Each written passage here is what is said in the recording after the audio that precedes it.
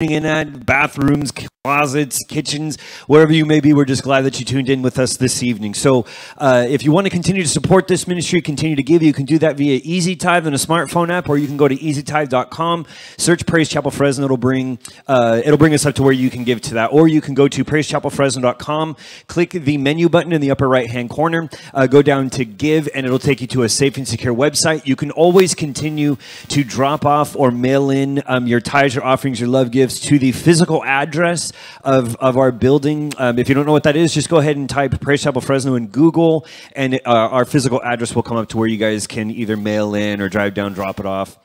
But just any way that you can, we encourage you to continue to give through this time. Also, there's been some questions about, for those of you, we're going to conduct some business real quick for the internal church.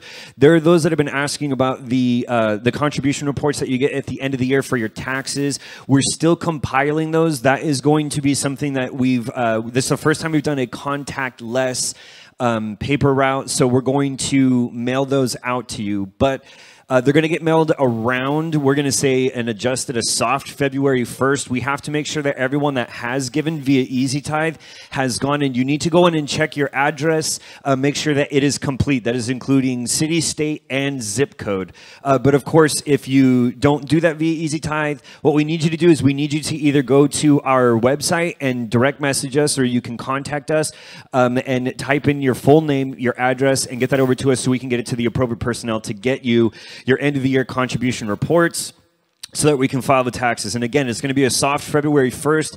As long as we can get all that data uploaded and everyone has checked it and made it fine, then we'll be good to go for the February 1st. But again, it's a soft February 1st. They'll be good to go for your taxes, so you can use them as for your tax deductions. So business done. We're just glad that you guys joined us this evening. Tonight, as we're going through everything that we are going through and what we're seeing happening, I really felt God just really put something upon my heart about action, but I really couldn't put it into words until I was driving with my wife and we're going somewhere, and we typed in an address in a GPS. And I think it's so funny that with the advent of technology today, there is no location that we cannot get to. You type your address into a phone, tablet, or a GPS, and you get turn-by-turn directions that you can even customize your preferences. You can say, I don't want to go down city streets, avoid traffic. You get all this information, and literally getting anywhere within the United States, and sometimes even within the world, is as difficult as just finding the address. If life was only this easy, I mean, just imagine with me, go back 10 to 20 years and see if you can input, like we're just talking about a theoretical GPS for our lives, that we input where we want to go, and it gives us turn-by-turn directions on how to get there. What sounds great about that is you would be able to get straight to your destination. But something that I'd consider about doing this is, what would that take me away from? If I had walked out of my life 10 to 20 years ago and I input exactly where I wanted to go, I mean, it may have taken me away from my wife. It may have taken me away from this. So we know that God puts us on these paths for a very specific direction. Now, when you read the Word of God, we can find direction on how to conduct our lives as Christians. We can find examples of how to exercise our faith and procedures for church conduct, such as prayer and meetings. But when it comes to seeking direction from God, it takes more than just prayers. It takes a little bit more than just studying the Word of God. It even takes more than listening for His voice. It takes action. See, there are times in our lives when we seek direction from God that He will call us into specific action. There are many times that God has called me into this action, and it's been uncomfortable. The direction that God is calling us to is not going to be to our comfort level. That may not be where we want to go, but when we follow God's direction, when we follow our direct action, miracles begin to manifest. God makes His presence known not just to those who are following His word, but to those who are witnessing around us. It's amazing that in the medical industry, you'll often hear from times, even physicians, licensed physicians saying like, well, we don't know how it happened, but you don't need to have the surgery anymore. And I find that truly amazing that is like scientifically documented in a sense that someone goes in with a tumor and they're going in for a surgical process. And then when they check pre-op, they're like, well, it's not there anymore, so you don't need the surgery. And a lot of times they're not going to acknowledge that there is a manifestation of God, but they themselves sometimes are touched by this. People who are in the operating rooms, people who are watching what's going on, people, when you get your miracle, when you receive your healing, when God moves in your life, there are people around you that are watching and it is touching their lives.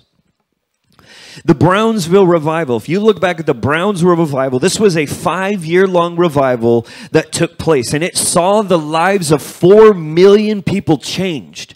And it started in 1995 on Father's Day during a simple Sunday service. It didn't take this big production of things to happen. It started on a Sunday morning where they talked about a great wind blew through the building, and 5 years, they saw a revival for 5 years. But here's the thing, when you start reading through it and you start studying into how this happened, you find out that the pastor had been calling his church for 2 years to pray for a revival.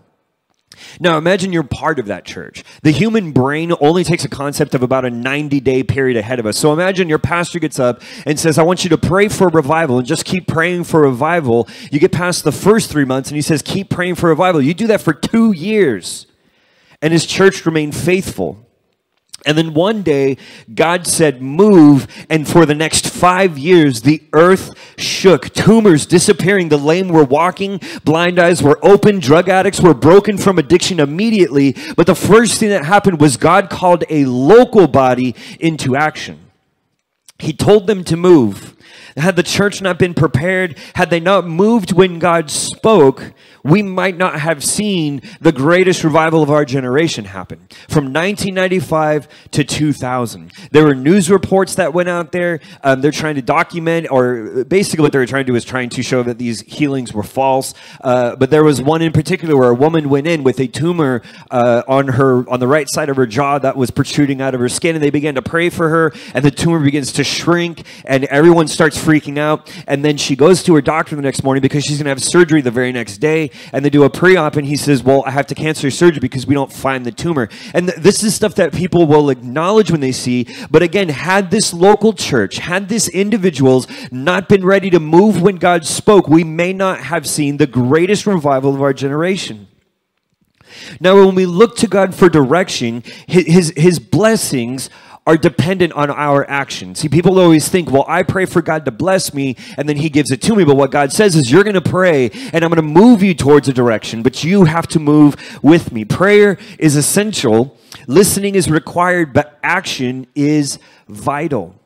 So when we look to something where God calls someone into action, a body of people, we're going to look in the book of Joshua, chapter 3. So around this time, what ends up happening is Moses has led the people out of Egypt. They didn't do what they should have done, so God has them wander the desert for 40 years until that generation dies off. They'll never see the promised land. So Moses passes, and God calls to Joshua, and he says, I'm going to raise you up, and I'm going to give you everything that I had promised to the previous generation. Just follow what I say. So we're going to go to chapter 3, and this is about, he's taking Israel into the land of Canaan. They're going to go and they're going to take the promised land that God had given them. So we're going to start off in verses 7 and 8. So Joshua chapter 3 verse 7 says this. And the Lord said to Joshua, today I will begin to exalt you in the eyes of all Israel, so that they might know who I am with you as I was with Moses. Verse 8, tell the priests who carry the ark in a covenant, when you reach the edge of the Jordan's waters, go and stand in the river. So before this, Joshua was basically Moses' assistant. So if there was Moses the leader, there was Joshua right behind him, following everything he said. But he takes over as leader of Israel after the death of Moses. And then what God does in the very first chapter of Joshua is he's reminding Joshua of everything that they should have received, everything that they should have done so that they would seek the promises of God. And immediately he begins to give Joshua direction.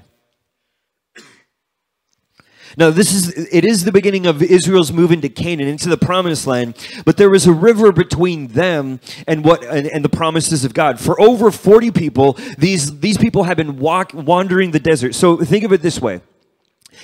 As Moses is going through, God says, no one of this generation will see the promised land. So that means they're wandering for 40 years. So some of these people that are following Joshua right now were the children of those. They were probably, some of them might not even been born in Egypt. They might have been born while they were on their caravan and trek around the desert. So these people probably have vague memories of Egypt if they were old enough. But at this point in time, God is saying, for 40 years, these people have been going. But there was this dream of what was promised for these kids. Like, as they're growing up, their parents are probably always talking to them about, oh, and one day we'll be in the land of milk and honey that God has promised to us. And there'll be prosperity, there'll be all this. And these kids are growing up, but they spend 40 years still following their parents as they're talking about this dream. Now, see, when we get into a church, even when you look at this specific body, like we've been here 35 plus years, and people might say, well, it's been 35 years. Whatever God is going to do has probably happened with this church already, but we say that God is doing something new, that God is positioning his church. He is bringing us to a precipice where he's going to call for action.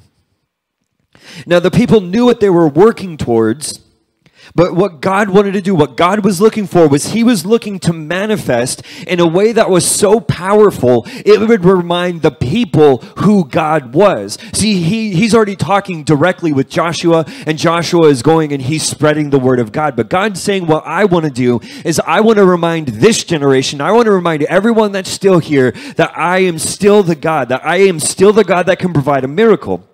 He brings his people to a familiar sight. He brings them to another body of water, separating them from moving forward, much like they did in the Red Sea. So they're crossing, they're running out of Egypt, and they come to the Red Sea. Moses puts a staff in the water, boom, it separates, and they walk across. Then God uses the same body of water to destroy the Egyptians. So he brings them to a very familiar sight. Now, this might be the start of that story the parents were telling their kids as they're growing up. Like, oh, hey, yeah, so we're running, and God's like, hey, you're free. Pharaoh goes, yeah, you guys can go. Then he goes, you know what? Changes, I want him back. So he starts chasing us, and then God takes us to this big sea. Moses is angry at us. He's yelling. He's throwing his staff around. He goes in the water splits. We're walking around, tortoises, whales, whatever we can see, and they cross the land, and then God uses the water for Egypt. And the kids are like, yeah, okay, I'm sure that might have happened, but like, let's think of us millennials at this time. If we were to hear that story, I'd be like, ugh, whatever. So God walks them to this familiar body of water, and it immediately, you can imagine, this immediately begins to draw up memories of what their parents had once said.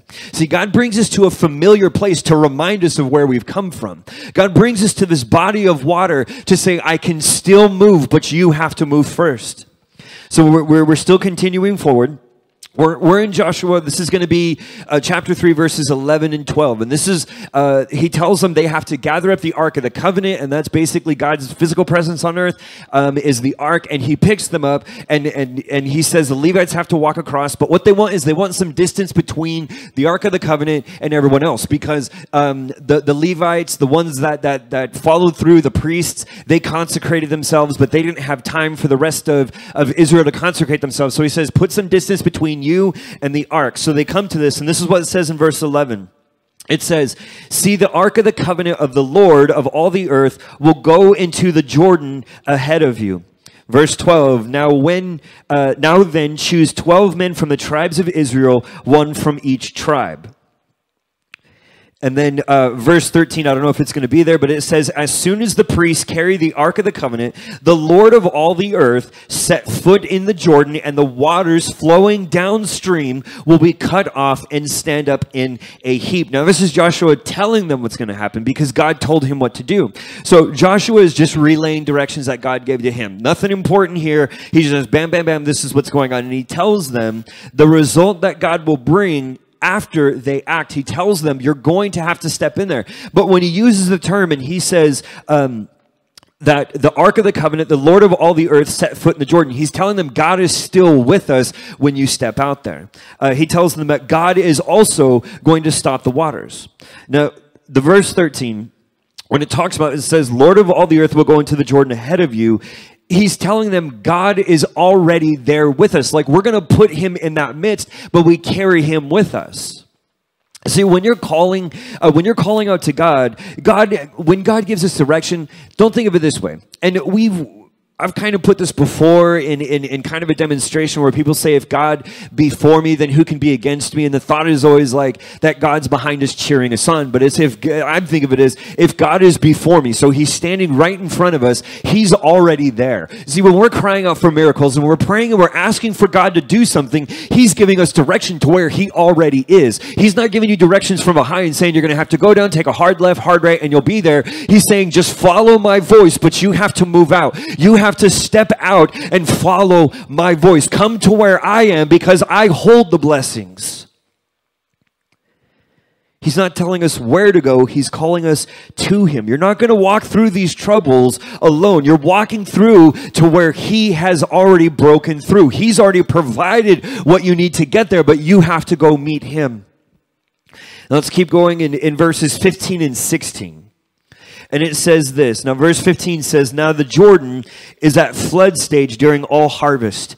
Yet as soon as the priests carried the ark and they reached the Jordan and their feet touched the water's edge, the water from upstream stopped flowing. It piled up in a heap a great distance away at a town called Adam in the vicinity of Zarethan, while the water flowing down to the Sea of Arab, that is the Dead Sea, was completely cut off, so the people crossed over opposite Jericho.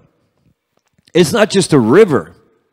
This is a river at a flood stage. So there are seasons when this happens where the river is at portions where they would call it unpassable. So this river, when we talk about the Jordan River, you know, a lot of times I think of it when I hear river, I think of like, you know, some basic stream that runs down. But the Jordan River, at any point where they would have crossed, could have been anywhere between 1,300 to 10,000 feet wide. Think of something like the Mississippi. And it's anywhere between 50 to 200 feet deep. And because it's in its flood stage, and it doesn't say this in the Bible, but I researched exactly kind of like the hydrodynamics of what happens when a river is flowing. So the standard speed of a river can be anywhere between 1.5 to 3 miles per hour, but yet when it's in its flood stage, when they're running at this rapidly, they say that this can be going anywhere between 15 miles per hour.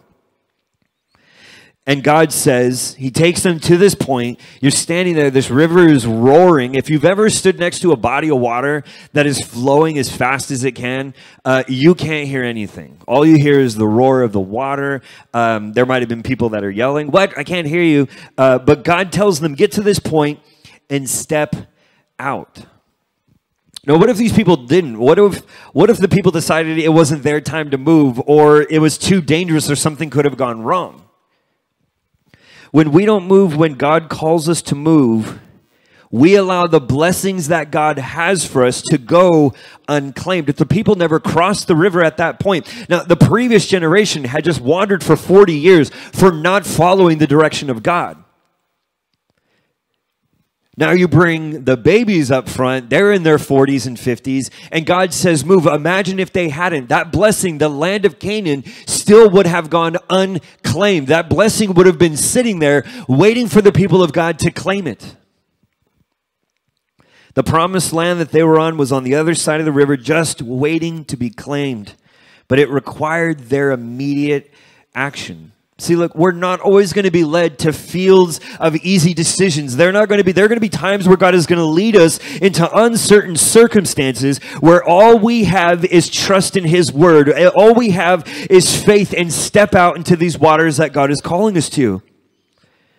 See, God is telling them everything I've promised you is just on the other side. Now, he brings them to a point where they basically can see where they're going. But God is saying everything that I've promised you is just on the other side. You've been prepared, you've prayed, you've listened, and you believe, but you have to act on my word. Look, our job isn't finished with our prayers. Our job isn't finished with our studying or our active listening. We have to act when God says step out. Now, as soon as these priests, as soon as they step in there, it says that the water began to stop flowing. So that means it immediately stops moving, and then it begins to flow down towards the down towards the Dead Sea, and then the other one is going back up to the city of Adam. So they're there, and they begin to recede and pile up, pushing water back for miles and miles. And here, the priests were basically looking at certain death. So when you look at the Ark of the Covenant, that thing was probably pretty heavy for what they had to do. Now, all of Israel has packed up their camping gear because they're not going to stay in this land of desolation. They're moving to the promised land, so they've picked up everything. So here they are looking at a river in flood stages, which basically says we're walking in with more than our weight. We're going to get swept off and drowned. But as soon as they step in, bam, the waters recede. They're looking at certain death, but a flooding, rushing river just quickly moved. But God, through their action, stopped the waters.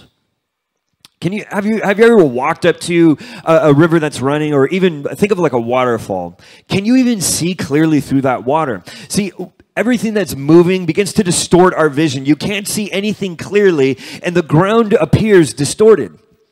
So sometimes you see the ground further, sometimes it looks, or you see the ground closer, or sometimes it looks further away. But even stepping out, they're stepping into uncertainty, unclarity. They can't even see where they're going to be stepping. They can't even see it clearly, but they have faith and they move. It was only when they stepped out, it was only when their feet touched the water that God stopped it and it began to recede. It was only after they stepped onto the path that God had called him that it made it clear.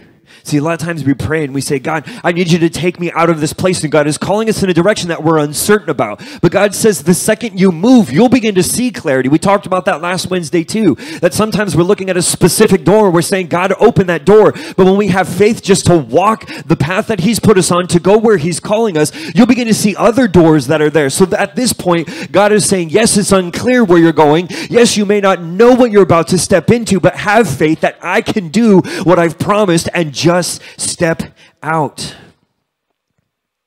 God is calling us from the midst of the unclear and uncertain circumstances.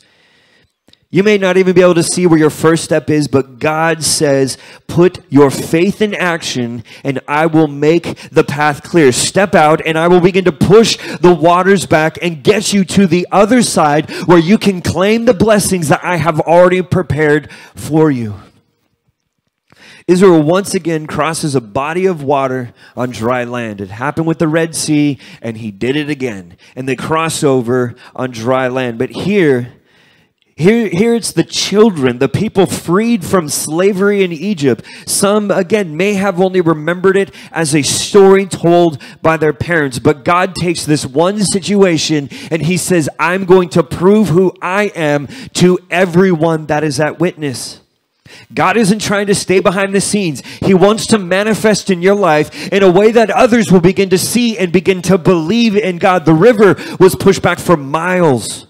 Now imagine people in other towns, like you start seeing this happening, like I'd kind of freak out with that, like what's going on? They may not know who God is, but they begin to see this happening. They can't see the people crossing. They can't see why it's happening, but they're witnessing a miracle themselves.